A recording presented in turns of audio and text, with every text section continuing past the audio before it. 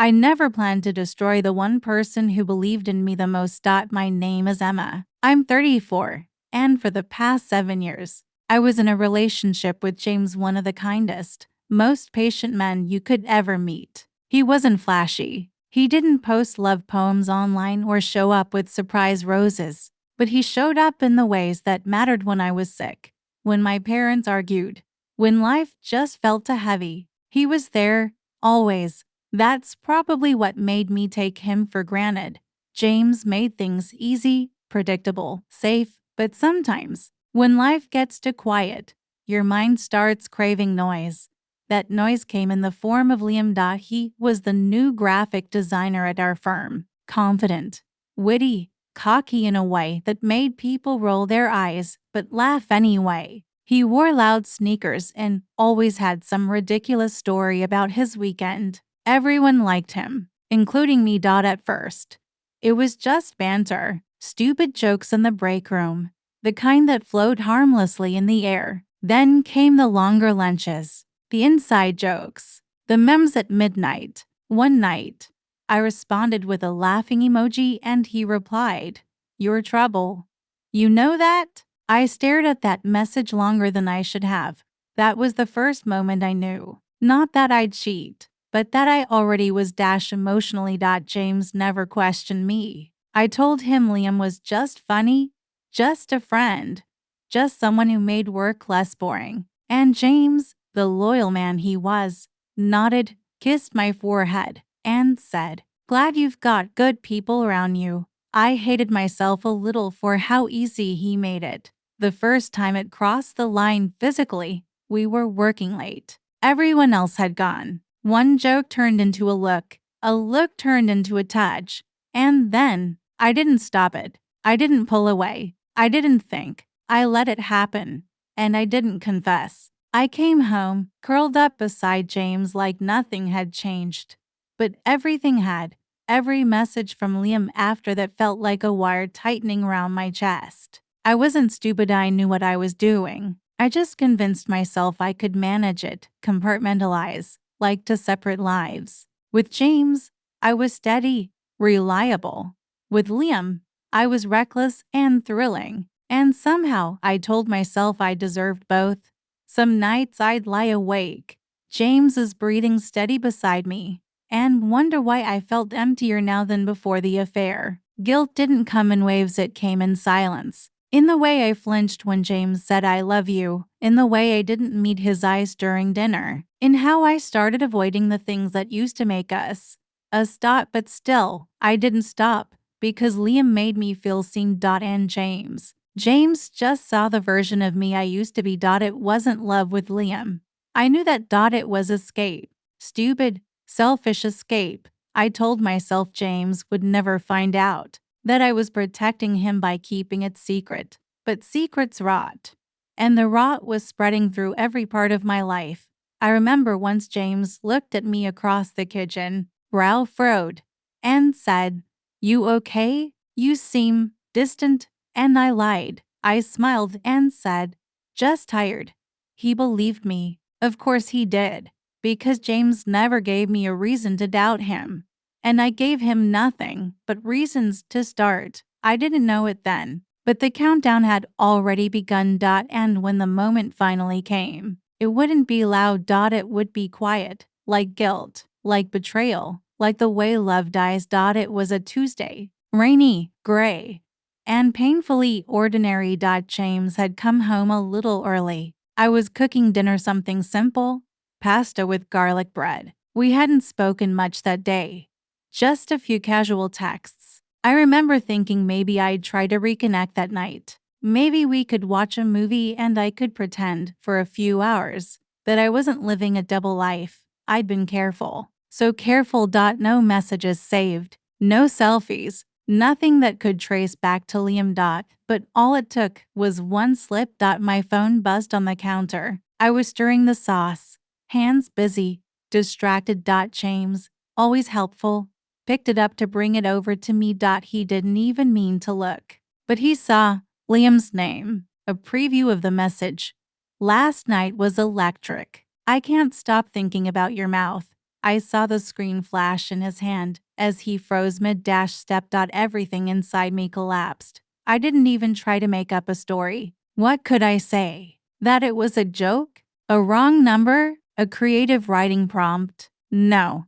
He didn't deserve another lie. His eyes met mine. Not angry. Not wide with shock. Just still. A kind of quiet I've never experienced before or since. I couldn't speak. My throat clenched shut. And then, like the coward I had become, I whispered the word I thought might hurt the least. Yes. Just one word. One truth. No tears. No shouting. No rage. Just James. Standing there, holding my phone like it was a piece of something sacred I'd broken beyond repair. He didn't ask how long. He didn't ask if I love Liam. He didn't ask anything. He just nodded slowly, set my phone down on the counter, and walked to the bedroom. I followed, not knowing what to say, only knowing that silence was swallowing the air between us. I opened my mouth to explain, but what was there to say? That I missed feeling exciting? That Liam noticed me in a way James hadn't lately? That I needed something, anything, to make me feel alive again? No excuse could make it right. No apology could unsee what James had seen. He lay on the bed, fully dressed, staring at the ceiling like it held answers I couldn't give him. I never cheated on you, he said, voice low, almost embarrassed. I never even thought about it. That was worse than if he'd screamed, worse than if he'd thrown things or called me names. He wasn't trying to hurt me. He was just hurt in a way that went deeper than anything I'd ever seen in him. And I hated myself more than I thought possible. I wanted him to yell, to slam the door, to give me something to push against. But he did in single quotes T. Instead. He did the worst thing a man like James could do. He went quiet. He turned his back to me that night in bed, for the first time in years. He didn't say goodnight.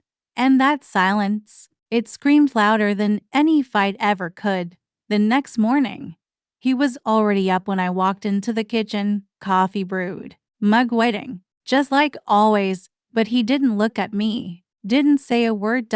And suddenly, the routine that once felt like comfort now felt like punishment. I sat across from him, gripping the warm mug with trembling hands, trying to catch his eye. He read the news on his phone like I didn't exist. That was when I realized anger would have meant hope. Rage would have meant he still cared. But this was absence. James, I finally said, my voice cracking. He put his phone down, looked at me with the calm of a man who'd already grieved. I trusted you, he said. Just that. No bitterness, no sarcasm. Just for words that gutted me. I tried to speak, to explain, to apologize. But everything that came out sounded small, selfish. I said I made a mistake, he said. No, you made a choice. Each sentence he gave me was a scalpel, precise, controlled, deadly. He told me he'd read more than that one message, that he'd seen enough. I'd forgotten to delete the cloud sync. He hadn't gone snooping. He just opened the Photos app and found everything I'd buried. Screenshots, a saved voice note, one image I didn't even remember sending. Still, no yelling. Just his quiet dignity cutting me down with every breath. I'm not going to stay, he said, sipping his coffee like he wasn't shattering our life. You don't have to go, I whispered, desperate. But he shook his head. I do. Not because I hate you, but because I won't let this version of us be my life. Over the next few days, he packed in silence, neatly, methodically, not one drawer slammed, not one item thrown. I watched him fold shirts I'd bought him for Christmas, wrap cords, organize books. It felt like watching someone bury a body, only it was us. He was burying. And I had dug the grave. On his last morning in the apartment, he stood at the door with his keys in hand. I stood there, broken, hoping for something.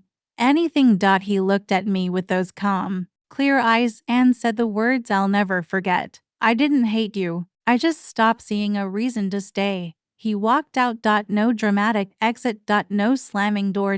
Just that line echoing in my chest like a ghost that would never leave. Now I sit alone in the same apartment, same coffee mugs, same bed, only it all feels hollow. Liam? That ended the second James saw the message. It was never real. Just a thrill, a spark that burned everything down. People think betrayal ends with a breakup, but it doesn't. It lingers in the silence, in the smell of his cologne that still clings to the closet, in the way I flinch when my phone buzzes, hoping it's him even though I know it never will be. The punishment wasn't public disgrace. It wasn't screaming matches or legal threats. It was this, knowing I lost a man who loved me with quiet depth, because I didn't recognize his love until it was gone. Some betrayals don't need revenge. They carry their own sentence.